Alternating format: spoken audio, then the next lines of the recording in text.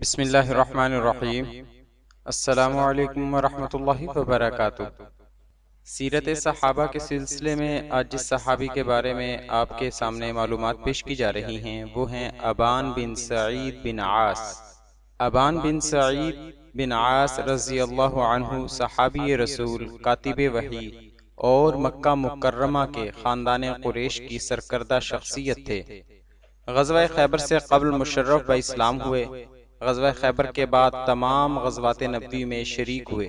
حضرت ابوبکر صدیق رضی اللہ تعالی عنہ کے دور خلافت میں وفات پائی۔ آپ کا نام ابان ہے۔ سلسلہ نسب یہ ہے: ابان بن سعید بن العاص بن امیہ بن عبد الشمس بن عبد مناف بن قصی بن کلاب بن مرہ بن کعب بن لوئی القریشی۔ ماں کا نام ہند بنت مغیرہ تھا۔ ان کا سلسلہ نسب 5ویں پشت پر عبد مناف پر حضرت صلی اللہ علیہ وآلہ وسلم کے ساتھ مل جاتا ہے۔ اسلام لانے سے قبل ابان بھی دوسرے اہل خاندان کی طرح حضرت صلی اللہ علیہ وآلہ وسلم اور مسلمانوں کے سخت خلاف تھے۔ چنانچہ جب ان کے بھائی خالد اور عمر مشرف با اسلام ہوئے تو انہوں نے اشعار میں اظہار ناراضگی کیا۔ غزوہ بدر میں مسلمانوں کے خلاف مشرکین کی حمایت میں اپنے بھائی عبیدہ اور عاص کے ساتھ لڑنے نکلے۔ عبیدہ اور عاص مسلمانوں کے ہاتھ سے مارے گئے، لیکن ابان بچ کر نکل گئے۔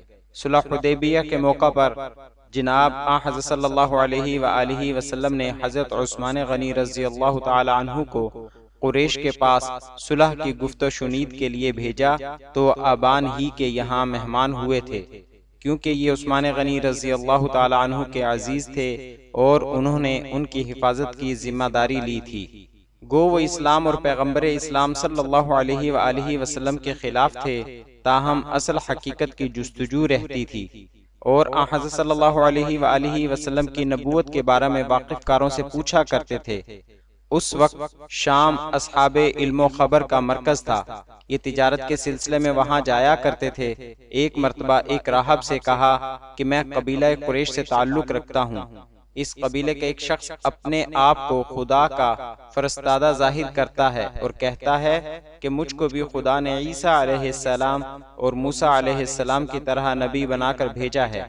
راہب نے نام پوچھا، انہوں نے کہا محمد صلی اللہ علیہ وآلہ وسلم۔ راہب نے صحف آسمانی کی روح سے نبی مبعوث کا سن اور نسب وغیرہ بتایا۔ ابان نے کہا یہ تمام باتیں تو اس شخص میں موجود ہیں۔ راہب نے کہا تو خدا کی قسم، وہ شخص عرب پر اقتدار حاصل کرنے کے بعد تمام دنیا پر چھا جائے گا۔ تم واپس جانا تو خدا کے اس نیک بندے تک میرا سلام پہنچا دینا۔ چنانچہ ابان جب واپس ہوئے تو رنگ بدل چکا تھا اور اسلام اور مسلمانوں کے ساتھ وہ پرخاش باقی نہ رہی۔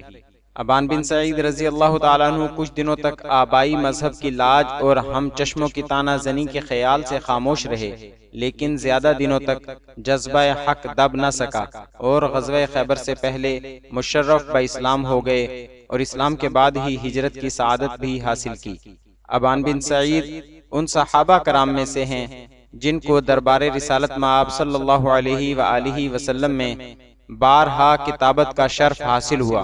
اسلام لانے کے بعد ہی حضرت صلی اللہ علیہ وآلہ وسلم نے ایک سریہ کا امیر بنا کر نجد روانہ کیا۔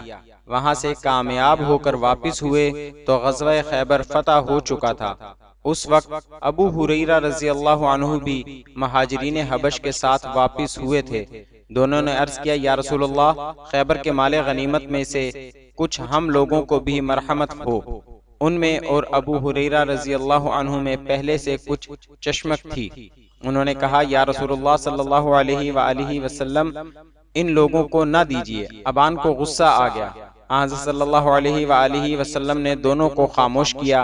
نجد کی مہم کے علاوہ ان کو دوسرے سریوں کی امارت بھی عطا کی گئی۔ بحرین کی امارت علا بن خضرمی رضی اللہ تعالیٰ عنہ کے معزول کرنے کے بعد حضرت صلی اللہ علیہ وآلہ وسلم نے ان کو بحرین کے بری اور بحری دونوں حصوں کا عامل مقرر کیا۔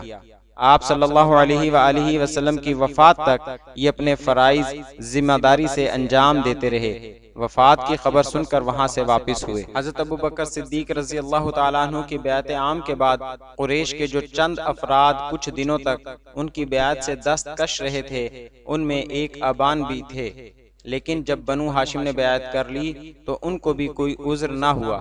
صدیق اکبر نے حضرت صلی اللہ علیہ وآلہ وسلم کے کسی عامل کو معزول نہیں کیا تھا، ابان بھی آپ کے مقرر کردہ عامل تھے، اس لیے ان سے دوبارہ واپس جانے کی خواہش کی، لیکن انہوں نے یہ کہہ کر انکار کر دیا کہ میں حضرت صلی اللہ علیہ وآلہ وسلم کے بعد کسی کا پیش کردہ عہدہ قبول نہیں کر سکتا۔ بعض روایتوں سے معلوم ہوتا ہے کہ زیادہ دنوں تک اس عہد پر قائم نہیں رہے اور خلیفہ اول کے اصرار پر یمن کی گورنری قبول کر لی۔ زمانہ وفات میں بہت اختلاف ہے۔ بعض روایتوں سے معلوم ہوتا ہے کہ ابو بکر صدیق رضی اللہ تعالیٰ عنہ کے آخری عہد خلافت یعنی 13 ہجری میں جنگ اجنادین میں شہادت پائی۔ ابن اسحاق کی روایت ہے کہ جنگ یرموک میں شہید ہوئے۔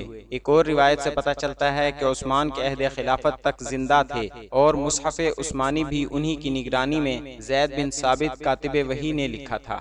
آخر میں آپ سے گزارش ہے کہ ہماری حوصلہ افزائی کے لیے ہماری ویڈیوز کو لائک اور شیئر ضرور کریں۔ شکریہ، جزاک اللہ خیرہ۔